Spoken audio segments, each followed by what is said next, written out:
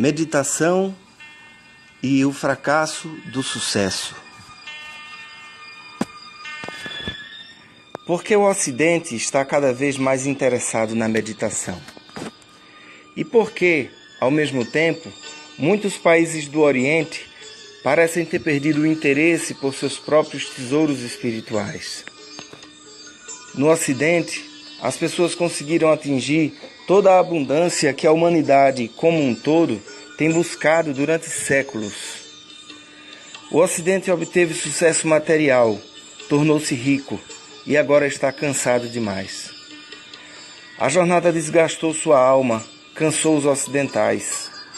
No plano material, externo, tudo está disponível, mas o contato com o interior se perdeu. Agora tudo que é necessário está disponível, mas o homem não está mais lá. As posses ficaram, mas os mestres se foram. Ocorreu um grande desequilíbrio. A riqueza está presente, mas as pessoas não se sentem nem um pouco ricas. Pelo contrário, estão se sentindo pobres, muito pobres. Pense neste paradoxo. É quando você se torna materialmente rico que você percebe, por contraste, sua pobreza interna. Quando você é pobre no plano material, você jamais percebe a pobreza interna, pois não há contraste. Pelo mesmo motivo, escrevemos com giz branco em quadros negros e não em quadros brancos, pois do contrário, não seria possível ver nada. O contraste é essencial. Quando você é materialmente rico, subitamente há uma grande percepção de que, por dentro, eu sou pobre, sou um mendigo. E junto vem uma falta de esperança como uma sombra.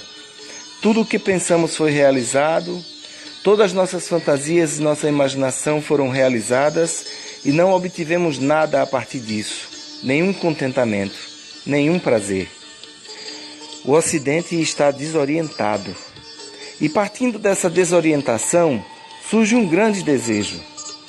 Como entrar novamente em contato com seu próprio eu?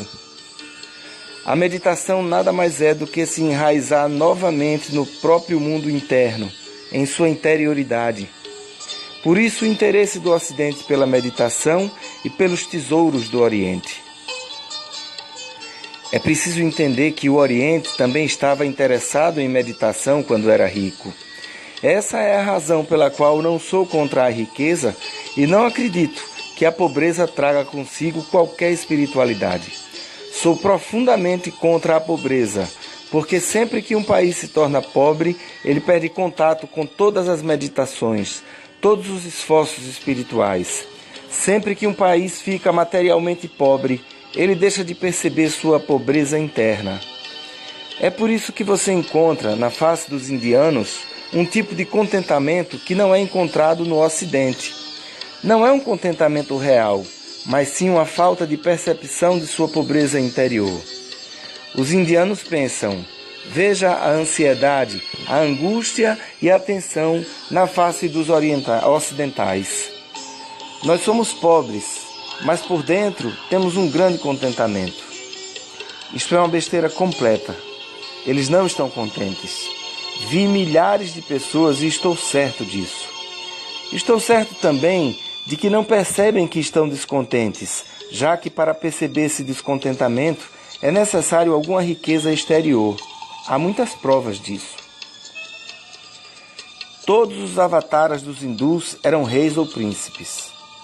Todos os Tirthankaras, todos os profetas dos Jainas eram reis, assim como Buda. As três grandes tradições da Índia, então, são provas do que disse acima.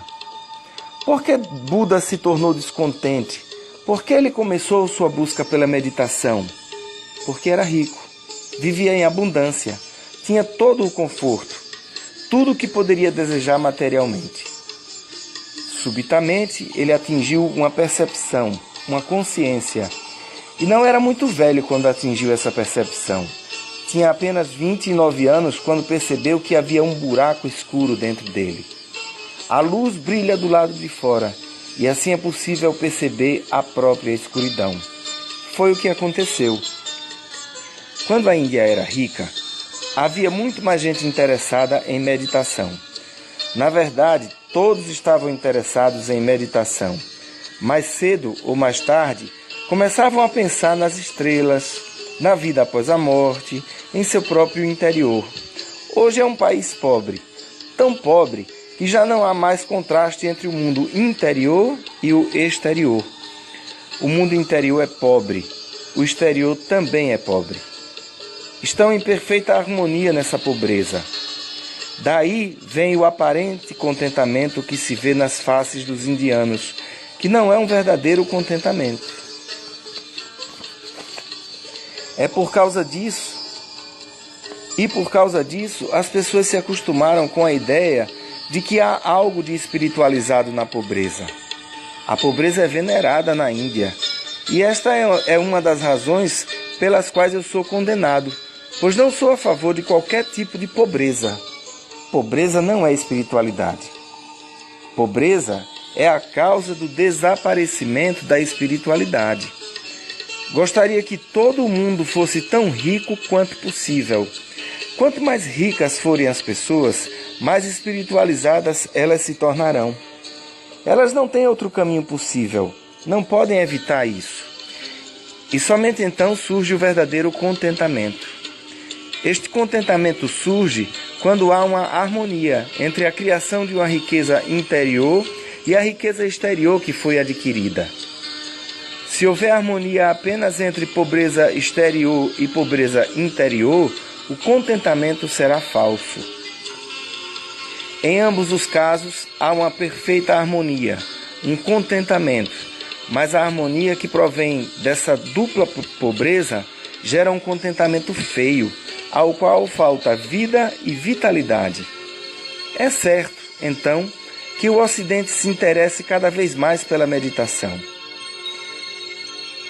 É por isso também que o cristianismo está perdendo força no Ocidente, pois ele não desenvolveu de forma alguma a ciência da meditação. O judaísmo, o cristianismo e o islamismo, as três religiões que não vieram da Índia, nasceram no tempo em que o Ocidente era pobre. Não podiam desenvolver técnicas de meditação, pois não havia necessidade para isso. Permaneceram como religiões dos pobres. Agora que o Ocidente tornou-se rico, há uma disparidade. Essas religiões ocidentais, nascidas na pobreza, não têm o que oferecer para os homens ricos. A seus olhos parecem infantis, não são satisfatórias. Não podem satisfazê-lo. Mas as religiões orientais nasceram na riqueza, e por isso os ocidentais cada vez mais se interessam por elas. O budismo tem, hoje, uma grande influência, e o Zen se espalha rapidamente. Por quê? Porque nasceram da riqueza. Há uma enorme semelhança entre a psicologia atual dos ocidentais e a psicologia do budismo. O Ocidente se encontra agora no mesmo estado em que Buda estava quando se interessou pela meditação. Era a busca de um homem rico. O mesmo ocorre com o hinduísmo e com o jainismo. Essas três grandes religiões da Índia nasceram da riqueza e abundância. A Índia está perdendo o contato com suas próprias religiões. Não consegue mais entender Buda, pois agora é um país pobre.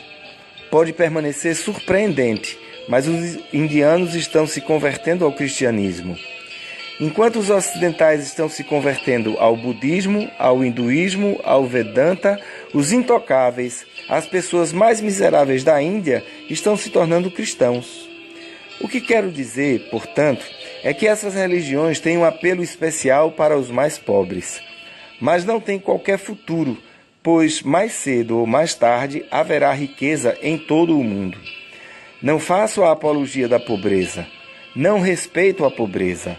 A humanidade tem o direito às duas riquezas, espiritual e material. A ciência desenvolveu a tecnologia para criar a riqueza material, e a religião desenvolveu a tecnologia para criar a riqueza espiritual.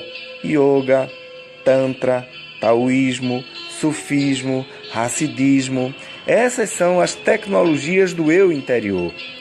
O Oriente está vivendo em um estado de quase inconsciência. Está com fome demais para meditar. Está pobre demais para rezar. Seu único interesse é em pão, abrigo, roupas. Quando os missionários cristãos chegam e abrem uma escola ou um hospital, os indianos ficam impressionados e dizem: isto é espiritualidade. Mas quando eu vou falar sobre meditação, não estão interessados, são contra isso. Que tipo de espiritualidade é esta? É preciso encontrar um equilíbrio. Eu defendo um mundo unido, único, no qual o Ocidente possa satisfazer as necessidades do Oriente e o Oriente possa satisfazer as necessidades do Ocidente. Ambos têm vivido separadamente por tempo demais. Isso não é necessário. O Oriente não deve mais ser o Oriente e o Ocidente não deve mais ser o Ocidente. Chegamos ao momento crítico em que todo esse planeta pode se tornar um só. Ele deve se tornar um só, porque só assim poderá sobreviver. O tempo das nações já se foi. O tempo das divisões terminou. O tempo dos políticos também. Estamos nos movendo em direção a um fantástico mundo novo, uma nova fase para a humanidade, na qual haverá apenas um único mundo, uma única humanidade. Neste momento haverá uma enorme libertação de energias. O Oriente possui tesouros, as tecnologias religiosas. O Ocidente possui outros tesouros, as tecnologias científicas. Se os dois puderem unir-se, este mundo se tornará um paraíso. Não será preciso, então, esperar por um outro mundo. Pela primeira vez, somos capazes de criar o paraíso aqui, nesta terra. E se não o fizermos, a culpa será única e exclusivamente nossa. Defendo essa visão de um único mundo, uma só humanidade e, no final das contas, uma ciência integrada que reunirá os dois aspectos. Será uma mistura de religião e ciência, uma ciência que poderá lidar com o interior e o exterior. É isso que estou tentando realizar em minha comunidade. É um local de encontro do Ocidente com o Oriente. É um útero no qual uma nova humanidade pode ser concebida, de onde ela pode surgir. Osho, aprendendo a silenciar a mente.